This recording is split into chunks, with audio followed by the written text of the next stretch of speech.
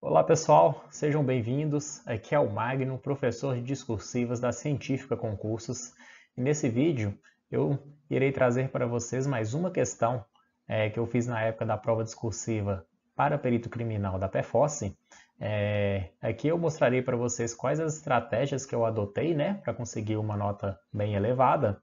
Também comparar a minha resposta com o padrão de resposta da banca e também conhecer os critérios adotados aí pela IDECAN na época. Essa questão, pessoal, ela envolveu o preparo de amostras para análises toxicológicas e de química forense. É um tópico aí bastante importante, em concursos tanto para perito química quanto para perito farmácia. É um tema quente, E as estratégias que eu vou mostrar aqui para vocês, elas se aplicam a qualquer outro tipo de prova discursiva. Então, eu espero que vocês gostem deste conteúdo. Antes de iniciarmos, eu gostaria de pedir para vocês darem um like nesse vídeo, que é muito importante para o crescimento do vídeo no YouTube, e também não se deixem de se inscreverem no canal da Científica Concursos, para ficarem por dentro de conteúdos como este. Então, vamos lá? Bora começar? Enunciado da questão, pessoal, está falando o seguinte: as áreas que têm interesse em análise de compostos encontrados em fluidos biológicos são muitas: ambiental, farmacêutica, análises clínicas, medicina legal, etc. A análise cromatográfica de substâncias presentes nesses tipos de matrizes, soro, plasma, urina, etc., em geral, requer um pré-tratamento da amostra. As razões para isso são inúmeras, destacando-se a complexidade das matrizes biológicas, dos quais os compostos são obtidos, a existência de proteínas que são incompatíveis com as colunas cromatográficas e a concentração das substâncias a serem analisadas a nível traço. Então, colocou um textinho aqui motivador, vamos ver o que está pedindo. Nesse contexto, defina e explique as técnicas utilizadas para extração ou pré-concentração de compostos presentes em fluidos biológicos, observando obrigatoriamente as seguintes. Quais que seriam, então, os aspectos aí, pessoal? Primeiro, extração líquido-líquido aplicado a fluidos biológicos. Depois, extração em fase sólida.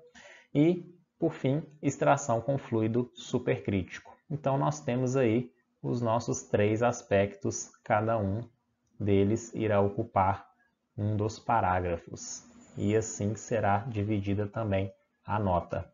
Beleza? Os critérios, então, de correção adotados pela IDECAN, pessoal, pela banca. 5 pontos ela colocou para apresentação e legibilidade. Ver se o texto está legível ali, está bem apresentado. Dividiu e 15 pontos para cada um dos aspectos. Aspecto 1, que trata da extração líquido-líquido, 15 pontos. Aspecto 2, vai tratar aí da extração em fase sólida, mais 15 pontos. E, por fim, a extração com fluido supercrítico, 15 pontos também. Somando essa pontuação aqui, um total de 50 pontos nessa questão. Beleza? Analisando a questão aqui, então, pessoal, vocês podem ver que eu iniciei o texto com um parágrafo de introdução, tá? Aqui, ó, a extração ou pré-concentração de compostos presentes em fluidos biológicos pode ser realizada principalmente por três técnicas: extração líquido-líquido, extração em fase sólida e extração com fluido supercrítico. Então, eu já coloquei aqui nesse parágrafo introdutório tudo o que vai ser visto no texto, Seriam os três aspectos ali que ele está pedindo, beleza? Iniciando então o segundo parágrafo meu, que seria o aspecto 1, como que a banca ela tratou? Ela já foi direto falando da extração líquido-líquido. Aqui, ó. Em uma extração líquido-líquido, o soluto é particionado em duas fases immiscíveis. Na maioria dos casos, uma fase é aquosa e a outra fase é um solvente orgânico. A eficiência da extração depende da afinidade do soluto pelo solvente de extração, da razão das fases e do número de extrações. Por fim, as frases são separadas em extratores ou colunas. Então, pessoal, você pode ver aí que ela já começa marcando no padrão de resposta o que vai ser dito, já dá para ver ali logo de cara que está falando do aspecto 1, da extração líquido-líquido. Iniciar o parágrafo marcando, mostrando exatamente ali o que será dito, é uma estratégia também que é bastante importante para organizar melhor o seu texto e facilitar a vida do corretor, né? Tudo isso aí já está contando alguns pontinhos. Como que eu coloquei? Como que eu iniciei o parágrafo? A primeira é uma técnica de separação. Vocês podem ver que eu coloquei primeira, porque eu já tinha falado aqui da extração líquido-líquido, né? No parágrafo de introdução. Isso aqui é um recurso também que vocês podem utilizar para evitar, né, de repetir palavras. Coloquei a primeira é uma técnica de separação baseada na maior afinidade do analito por um dos solventes orgânicos utilizados, de modo que esses solventes sejam imiscíveis entre si, permitindo a sua separação posterior em um funil de decantação. Daqui, pessoal, vocês já podem ver que eu utilizei várias palavras-chave importantes e elas bateram com palavras-chave presentes lá no padrão de resposta. Aqui, ó, fases immiscíveis, coloquei, né? As fases lá são immiscíveis entre si, no caso, né, os solventes.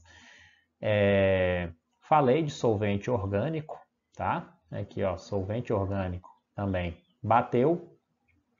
E por fim falei da separação, que é feita depois de um funil de decantação. Então vocês podem ver aí que tem várias palavras-chave que batem da minha resposta com o padrão. Continuando. Os compostos biológicos serão separados de acordo com o seu coeficiente de partição entre os dois solventes. Então, eu já estou começando a falar aqui de como que funciona a extração líquido-líquido, né? Aqui, ó, o soluto ele é particionado entre duas fases immiscíveis. Então, eu escrevi de outra forma, né? Mas está querendo dizer a mesma coisa. A amostra biológica é inserida no funil junto com os dois solventes immiscíveis, agita-se a mistura, aguarda-se a separação dos solventes e a coleta é realizada separadamente. Então vocês podem ver aí, pessoal, que eu descrevi, né, como é feita a extração líquido-líquido, como se fosse tipo uma metodologia, porque isso aí poderia estar também presente no padrão de resposta. Então é uma forma aí de conseguir mais pontos, né? Aumentar ainda mais a pontuação.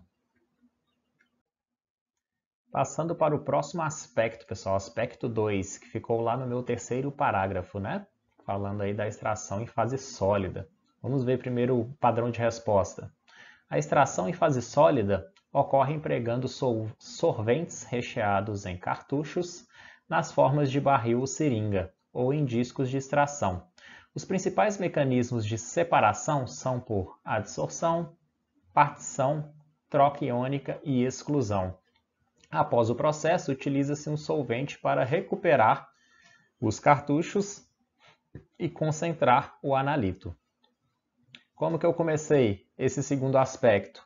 Na extração em fase sólida, de novo, mostrando aí, abrindo, né, o parágrafo mostrando claramente qual que é aquele aspecto.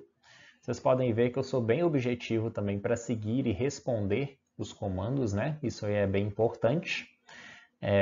Continuando. O analito é extraído de uma solução aquosa juntamente com os interferentes, após passarem por um cartucho contendo determinado sorvente. Podem ver aí que as palavras cartucho, sorvente, que são uma das principais palavras-chave aí, elas estão batendo, né, do meu texto com o padrão de resposta. Continuando, um solvente é utilizado para remover os interferentes do cartucho, que seria a parte aqui que ele fala, né, que utiliza um solvente para recuperar os cartuchos. Essa parte aqui ficou bem próxima, né? Aqui, ó, um solvente utilizado para remover os interferentes do cartucho. E em seguida, um segundo solvente específico lava os analitos do cartucho, que seria na parte aí de recuperar os analitos. Devido a esse processo, essa extração apresenta baixa reprodutibilidade. Eu ainda coloquei uma característica da extração em fase sólida que poderia também estar no padrão de resposta. beleza? Então vocês podem ver aí que mais uma vez teve muitas palavras-chave que bateram com o padrão de resposta da banca. Utilizei frases impessoais, tá pessoal? Olha lá, o analito é extraído, um solvente é utilizado. Tudo isso aí é importante para o seu texto ele ficar impessoal, né? Utilizar a voz passiva, por exemplo, são também estratégias importantes. Passando aí para o aspecto 3, ficou no meu quarto parágrafo, né? Falando agora da extração com fluido supercrítico. Padrão da banca.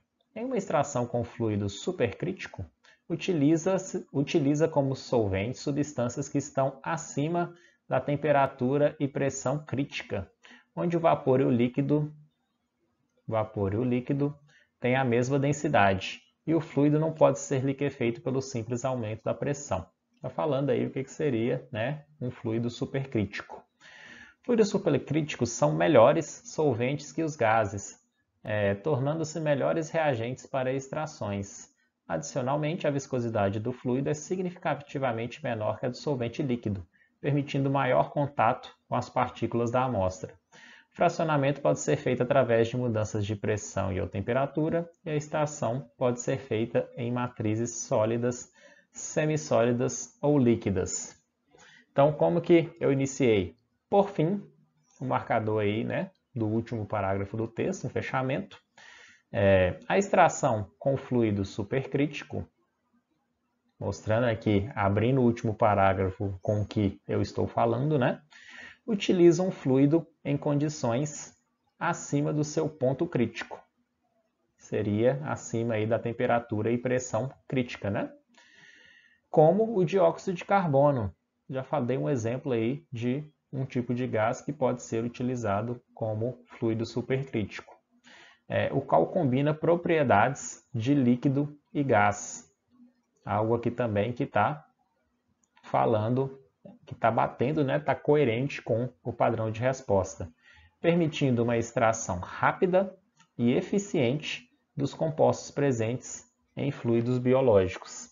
Então, pessoal, por mais que esse último parágrafo às vezes ele ficou menor, né? Porque eu também não tinha mais linhas ali para poder escrever o texto, mas eu falei tudo o que precisava de falar, né? Falei que o fluido supercrítico ele é um fluido que está numa condição acima do ponto crítico. Dei um exemplo de um fluido supercrítico, por exemplo, o CO2, ele pode estar nesse estado supercrítico e ser utilizado nesse tipo de extração. E também falei aí que a extração ela é rápida e eficiente. Então, teve muitas coisas também que bateram com o padrão de resposta e foi o suficiente para obter uma nota elevada.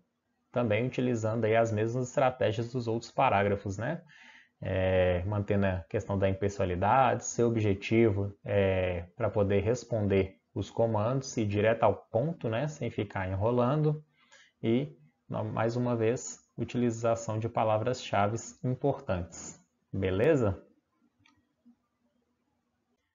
Minha nota final nessa questão, pessoal, como que ficou então? Na parte de apresentação e legibilidade, 5 em 5. No aspecto 1, tirei a pontuação máxima, que foi 15. Aspecto 2, também. E no aspecto 3, consegui ainda a nota final, a nota máxima, né?